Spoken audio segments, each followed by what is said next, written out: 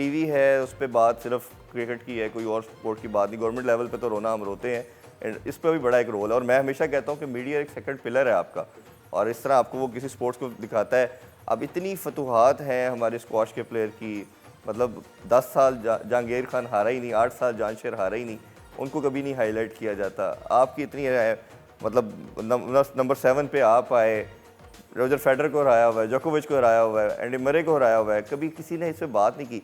ये मीडिया का क्या आप देखते हैं, ये कितना अहम रोल है, और दूसरा इसके लिए क्या चीज़ें करनी चाहिए? भाई अहम तो नहीं, मेरे ख्याल सबसे इंपॉर्टेंट रोल ही के क्रिकेट के मैचेस दिखाए जा रहे हैं, सबसे इंपॉर्टेंट रोल ही है आई थिंक मीडिया का। मैं तो हमेशा कहता हूँ किसी भी उस पर होता हूँ जो प्लेटफॉर्म पे स्पोर्ट्स के, मुझे ये नहीं है कि मेरे मैचेस दिखाएं आप, यू डोंट हैव टू, लेकिन आई फील लाइक दूसरी स्पोर्ट्स को प्रमोट करने के, उनको गेज करने के लिए जो पास्ट चैंपियंस रह चुके हुए हैं उनकी हाईलाइट जरूर दिखानी चाहिए। जिससे आपने बात की, हम 80s के मैचेस देखते रहते हैं, कोई सीरीज़ हो रही है, कोई न्यूजीलैंड के अगेंस्ट है, कोई जो मेरे ख्याल से इतनी सिग्निफिकेंट नहीं है। जहांगीर भाई के मैचेस दिखाए जाएँ, जानशेर के देखे जाएँ, ब्रिटिश ओपन 10 साल जीते हैं वो माशाल्लाह से। जो यंग जनरेशन है ना, उनको हीरोज़ की ज़रूरत है। अभी अनफॉर्चुनेटली इतने हीरोज़ नहीं है जितना उस वक्त हमारे 10-20 साल पहले होते थे। When I was growing up, उस वक्त इमरान खान, वसीम अकरम, वक़ार यूनुस थे, जावेद मियांदाद था, जहांगीर खान, जानशेर खान थे, शहबाज अहमद सीनियर थे, हसन सरदार थे, यू नेम इट, आपको किसी स्पोर्ट में हीरोज़ मिलते थे। और इसी वजह से I think at that time जब 80s में बड़ा हो रहा था, I was known as jack of all trade master of none. मैं स्कूल में हर गेम खेलता था। हॉकी खेल रहा हूँ तो मैं अपने आप को शहबाज अहमद समझता था, स्क्वॉश खेल रहे हैं तो जहांगीर भाई समझता था, क्रिकेट खेल रहे हैं तो जब बॉलिंग करा रहे हैं तो वसीम अकरम बने हुए हैं, जब वो हैं तो इमरान खान बने हुए हैं, जावेद मियांदाद। तो यू यूज्ड टू आइडलाइज सब चीज़ों को। और इतने ज़्यादा जब चैम्पियंस को मैं देखता रहा ना, तो टेनिस में मेरा हमेशा मिशन रहा है और जो गोल रहा है, जिसकी वजह से लोग कहते हैं कि आप क्यों इतने मोटिवेटेड रहे या इंस्पायर्ड रहे। मेरा मेन गोल वर्ल्ड नंबर 1 नहीं था, टू बी ऑनेस्ट। मेरा मेन गोल सिर्फ ये था लाइफ में कि I want to be recognized as a tennis player in my country. जिस तरह Imran Khan, Javed Miandad, Wasim Akram as a identity हैं क्रिकेट के, जहांगीर भाई स्क्वॉश के हैं, शहबाज अहमद सीनियर हॉकी के हैं, तो I want to be recognized as a tennis player. कोई आया ही नहीं आपके पास ना आया नहीं, जो भी है, लेकिन मेरा गोल सिर्फ वो था। मैं वही कह रहा हूँ कि आपने अकेले ने इतनी एफर्ट की, उसके अलावा कोई दूसरी नहीं आया। तो वो अल्लाह के फजल करम से वो जितना टाइम लगा उसमें 20-25 साल लगे फॉर पीपल टू रिकग्नाइज, तो वो अल्लाह का बहुत बहुत करम है। एंड बस यही है कि यंग जनरेशन को पास्ट चैम्पियंस के बारे में बताएं, उनका दिखाएं, जो उनको लॉरेंस मिले, जो उनकी पजराई की गई पास्ट में, फिर ही ये सोशल मीडिया से हट के जो है ना, ये लोग स्पोर्ट्स की तरफ आएंगे। बिल्कुल ऐसे ही है। अच्छा, थोड़ा सा लास्टली आपकी अचीवमेंट के ऊपर जब बात करें तो मेरा ख्याल है कि बच्चों को मोटिवेट करने के लिए वो बहुत ज़रूरी है। जिस मैंने जिक्र किया, इतने बड़े लेजेंड्स को हराना, रैंक पे नंबर 7 तक आना, ग्रैंड स्लैम 2 दफ़ा खेलना, आप जब ये सारी अपनी विक्ट्रीज़ को देखते हैं, और मुझे इफ़ आई रिकॉल तो मुझे याद पड़ता है कि आप जब वो फाइनल में हारे थे और पाकिस्तान आए थे, फिर राजा पाक पूरे पाकिस्तान ने रिकग्नाइज किया।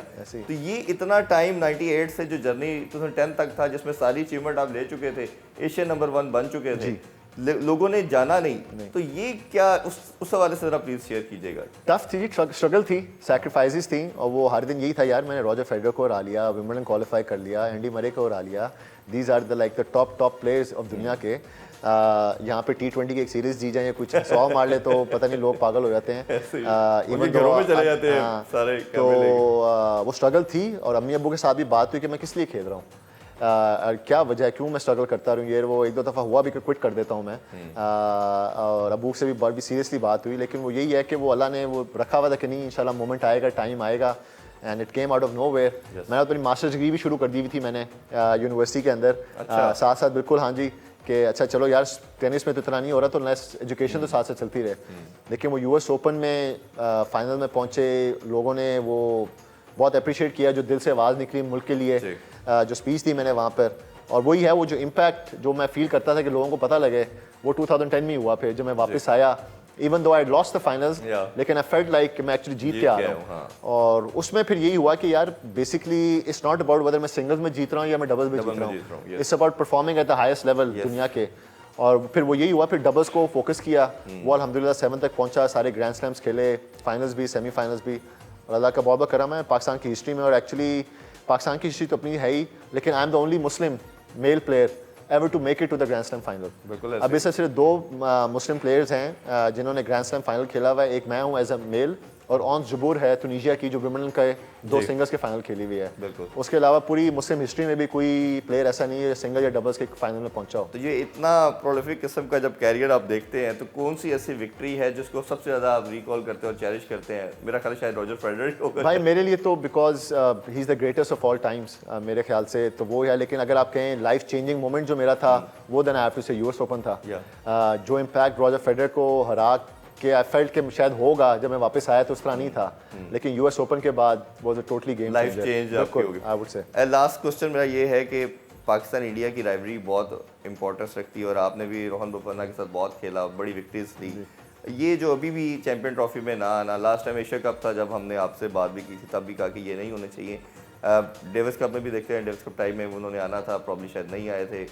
ये बैरियर को तोड़ने के लिए आप क्या करेंगे? जिस तरह कबड्डी के लिए वो आते हैं, हमारा इधर वो मिक्स मार्शल आर्ट था उसके लिए वो लोग आए, बट अब वो लाइनें बढ़ाते चले जा रहे हैं।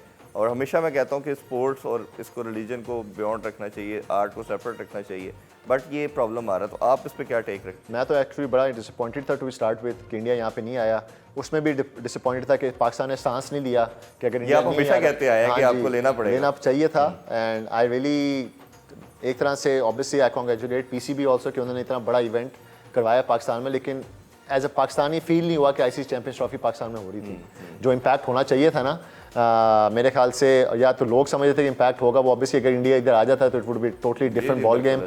एंड फाइनल होना एक मुल्क के अंदर जो होस्ट कर रहा है वो दुबई में खेला जा रहा है, it just does not make any sense to me.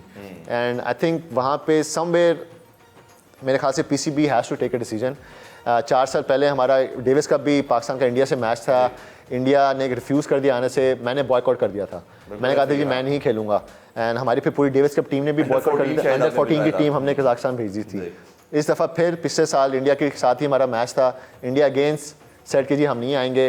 We took it up with ITF, हम कोर्ट गए, इंटरनेशनल कोर्ट भी गए, वहाँ पे अल्लाह के फजल करम से we won the case and India were forced to come and play in Pakistan. मेरे ख्याल से बहुत बड़ी जीत थी कि पहली दफ़ा पाकिस्तान की हिस्ट्री में इंडियन टीम आके पाकिस्तान खेली है। एंड आई थिंक इस तरह के चांसेस देना बहुत ज़रूरी हैं इंटरनेशनल फोरम के ऊपर। वी हैव टू फील कि we are strong without India as well. अभी तो यही लगता है कि इंडिया के बगैर हम स्ट्रॉन्ग ही नहीं है। मतलब वी आर डिप्राइव्ड नेशन और ये गवर्नमेंट का काम है, सब स्टेक होल्डर का काम है कि इतनी एफर्ट कर चुके हैं मतलब पीरियड ऑफ टाइम, अब ये टाइम आ गया। अब इंडिया में वर्ल्ड कप होने लगा मेरे ख्याल से, वर्ल्ड कप में क्या होने लगा 2 साल एशिया कप है, फिर वर्ल्ड कप भी इंडिया में। तो अभी तो आप लोगों ने कह दिया है कि हमने नहीं जाना, तो I would really love to see कि पाकिस्तान ना जाए। मेरे ख्याल से तो नहीं जाना चाहिए जी, as if you actually patriotic enough, और अगर आप मुल्क को पहले रखते हैं और उसकी इज्जत को और वकार को, तो मेरे ख्याल से जो इंडिया ने किया है हमारे साथ ये चैंपियंस ट्रॉफी में, PCB and Pakistan government should take this stance कि जी हम नहीं जाएंगे खेलने। बिल्कुल ऐसे ही, और ये आपको कहीं ना कहीं लाइन ड्रॉ करनी पड़ती है। Thank you so much for your time. Last पे कोई मैसेज देना चाहें यंगस्टर को, बच्चों को, तो ज़रूर। मेरे लिए तो जी सबसे इंपॉर्टेंट चीज़ यही है कि वालिदैन की इज़्ज़त करें, बड़ों की इज़्ज़त करें, अपने उस्तादों की इज़्ज़त करें। ईद का मौका है, मिल बैठ के प्यार मोहब्बत के साथ ईद मनाएं। हमारा मुल्क जो है ओवरऑल थोड़ा सा टफ टाइम से गुजर रहा है। आई रियली बिलीव कि एक दूसरे के साथ मिल बैठ के प्यार मोहब्बत के साथ ही हम जो है ना अपनी मदद आप करके ही इस टाइम से गुजर सकते हैं।